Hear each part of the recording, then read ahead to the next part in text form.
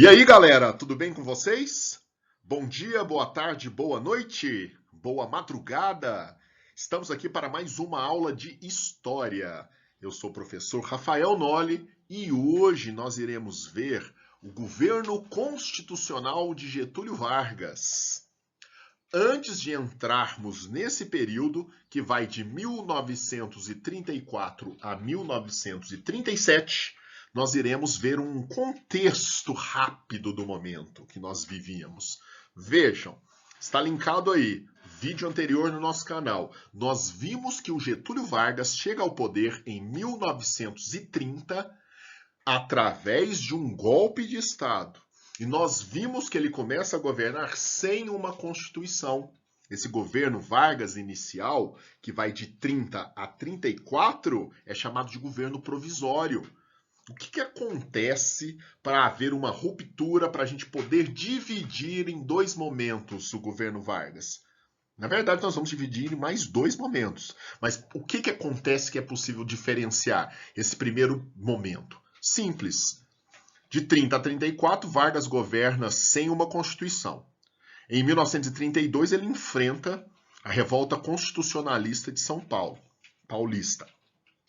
E essa revolta tem como base a exigência de uma Constituição, Revolução Constitucionalista. Vargas vence esse movimento. Porém, em 1933, um ano depois, ele convoca mesmo uma nova Constituição. Então, o que vai diferenciar os dois períodos são diversos fatores. Mas aqui nós vamos ter como um marco a Constituição de 34. Ela vai dividir esse primeiro momento Vargas em dois. Um momento chamado de governo provisório, o outro momento chamado de governo constitucional. Então, vamos aprofundar exatamente nesse período. A Constituição, estabelecida aqui por Vargas, é a terceira da nossa história. A primeira foi a monárquica, vocês já estudaram, de 1824, e logo em seguida nós vamos ter a Constituição Republicana, de 1891, e finalmente a Constituição de 34. Então é a terceira do nosso país, sendo a segunda republicana. Ok? De modo geral, nós vamos ter preservados alguns valores da primeira Constituição Republicana do Brasil. Nós continuamos sendo um país federalista. As eleições aqui nós vamos ter uma alteração. As eleições continuam sendo diretas, só que o voto é secreto nesse momento. Nós vamos ver o fim daquele voto aberto que favoreceu o voto de cabresto da República Velha. Os três poderes continuam como era antigamente, executivo, legislativo e judiciário. Outros pontos importantes a se destacar aqui são: primeiro, o voto feminino que anteriormente foi estabelecido no Brasil é definitivamente colocado nesta Constituição. As propostas trabalhistas do Vargas que estavam sendo colocadas em prática também são confirmadas aqui. Um detalhe interessante e importante: essa Constituição determina que as eleições acontecerão a cada 4 anos, ou seja, o mandato presidencial de 4 anos. Porém, assim que essa Constituição foi assinada, elegeu-se de forma indireta Getúlio Vargas para presidente do Brasil. Atenção para isso. Nós estamos destacando em outras aulas esse mesmo fato. Getúlio Vargas fez diversas manobras para se manter no poder. Por exemplo, em 30, ao perder a eleição, ele dá um golpe e toma o poder. Governa sem Constituição até 34. Assina uma Constituição, porém é eleito de forma indireta e determina que as eleições só ocorrerão em 38.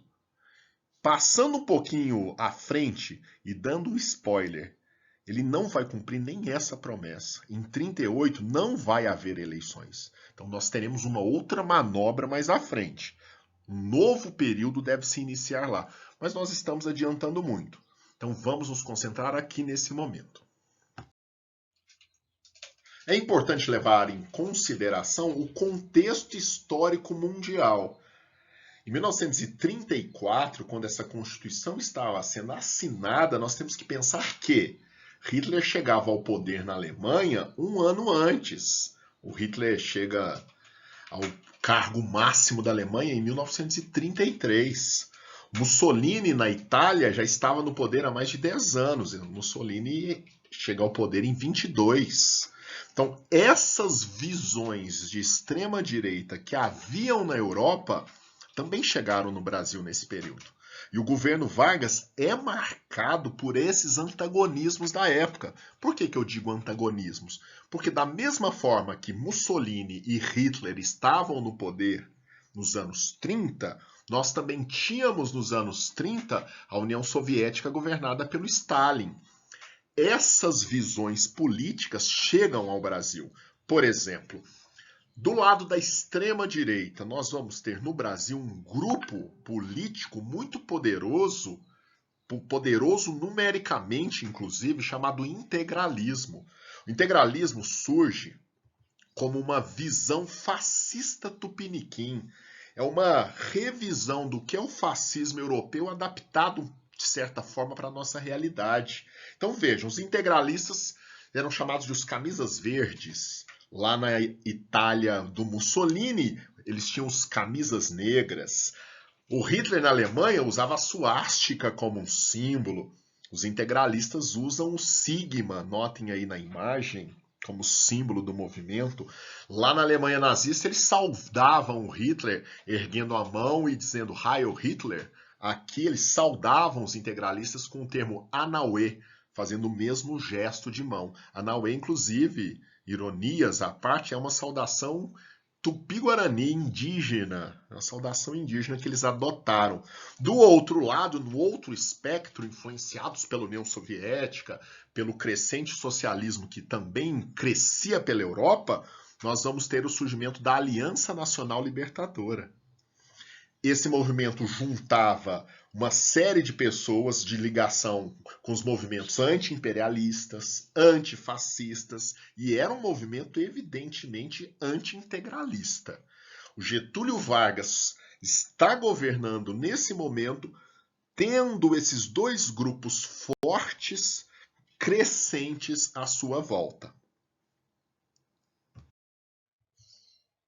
Diante dessa polarização, vamos dizer assim, diversos desdobramentos irão aparecer aí na nossa história. Por exemplo, em 1935, a Aliança Nacional Libertadora, que nós vimos no slide anterior, vai organizar uma tentativa de revolução comunista no Brasil.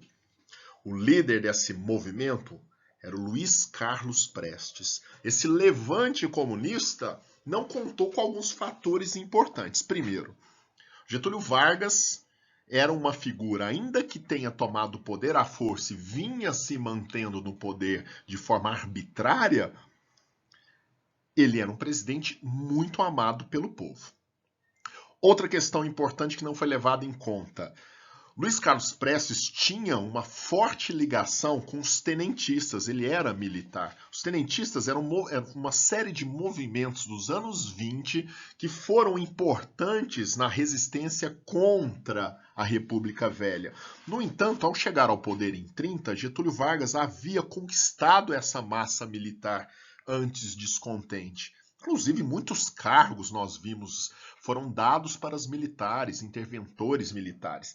Então, Prestes não tinha mais aquele poder entre esses grupos. Então, quando foi deflagrado esse movimento, lá em Recife, lá em Natal e no Rio de Janeiro, a proposta deles era que os militares abraçassem o movimento e que o povo também comprasse a briga. Só que o que aconteceu? Não houve uma adesão militar, Prestes se sentiu traído nesse momento, e o povo também, que era um elemento importante nesse momento, não aderiu. Então a Intentona Comunista foi um movimento de 1935, levado adiante pela Aliança Nacional Libertadora, tinha o apoio do Partido Comunista Brasileiro, que nesse momento vai deixar bem claro que a Aliança não era simplesmente um movimento de centro-esquerda, estava mesmo aproximado das ideias do comunismo revolucionário. Duas figuras importantes nesse momento, Luiz Carlos Prestes, que eu já mencionei, chamado de Cavaleiro da Esperança. Inclusive tem um livro do Jorge Amado com esse título, e a mulher dele, esposa dele, a Olga Benário. Existe um filme nacional que conta a história da Olga, do Prestes. A Olga era uma judia alemã. Ela, na verdade, era a segurança do Prestes quando o Prestes se exilou.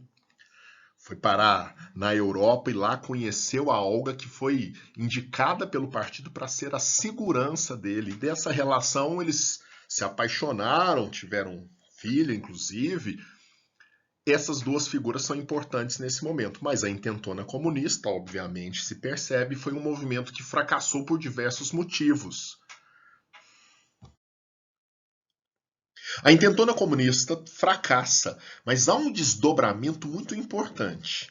Porque Vargas, em 1935, sabia que a Constituição determinava as eleições de 38. Então, a partir dessa tentativa fracassada de um golpe comunista, começa-se a haver uma agitação dentro do governo Vargas, dando a entender que o país não estava preparado ainda para que essas eleições acontecessem. A proposta era como fazer eleições se o nosso país vive a ameaça de um golpe comunista. E esse tipo de discurso vai culminar no Plano Cohen. O que é o Plano Cohen? Vejam só, foi uma das grandes fake news da nossa história. Essa palavra tão em moda hoje, já acontecia aqui. Vargas recebe das mãos dos militares um plano secreto dos comunistas para tomarem o poder no Brasil. Então vejam, esse plano Cohen que determinava, que mostrava uma revolução comunista prestes a acontecer no Brasil, era falso. Então vejam, aproveitando a tentativa fracassada da intentona de 35, os militares próximos a Vargas forjam um documento. Esse documento ganha o nome de Plano Cohen e de posse desse documento, Vargas vai dizer que não haverá mais eleições em 1938. Esse período que nós estamos estudando agora, esse momento chamado governo constitucional, vai chegar ao fim em 1937, porque levando adiante esse plano de revolução judaico-comunista no Brasil, o Vargas declara que não haverá eleições e uma nova Constituição vai ser assinada. Essa Constituição aparece em 1937. Mas nós não vamos falar dela, porque a assinatura dessa Constituição vai não só impedir que haja eleição em 1938, vai dar início também à radicalização do governo Vargas. Já não era algo muito democrático. Já estava no poder com manobras contestadas. Porém, a partir de 37, um novo período se inicia chamado Ditadura do Estado Novo. O nosso próximo vídeo vai ser a respeito desse período, de 1937 a 45. Um dos fatores determinantes, então, foi o fracasso da intentona comunista, que favoreceu a criação dessa fake news que serve como desculpa para o Vargas novamente rasgar a Constituição, criar uma nova e se colocar mais uma vez como presidente do Brasil. Próxima aula veremos isso de forma aprofundada, ok?